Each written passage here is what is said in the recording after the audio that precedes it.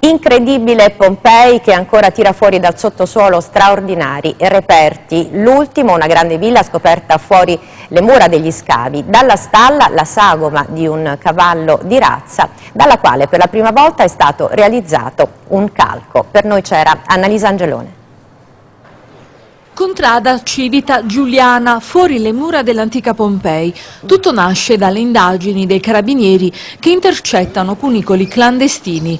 Parte lo scavo della sovrintendenza per impedire il saccheggio dei reperti e la scoperta è straordinaria, una grande villa suburbana. Nella stalla c'erano ancora i cavalli. Di un cavallo siamo riusciti a fare il calco, il primo calco di un cavallo fatto a Pompei, ed è un cavallo di razza, lo dicono i nostri archeozoologi, un cavallo alto, probabilmente 1,5 metri, quindi ancora le briglie in ferro e decorazioni in bronzo, quindi forse un cavallo per le corse. E adesso quello che ci aspettiamo è di trovare quello che resta nella stanza e gli scavi continueranno nei prossimi giorni.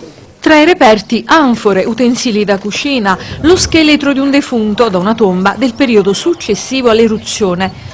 Alcuni ambienti della villa furono scavati in parte agli inizi del Novecento e negli ultimi decenni i cunicoli clandestini, scoperti dai carabinieri, hanno distrutto muri, rovinato oggetti. La collaborazione tra Parco Archeologico, Procura di Torre Annunziata, Carabinieri e Nucleo Tutela Patrimonio Culturale è di fondamentale importanza per salvare i tesori in pericolo.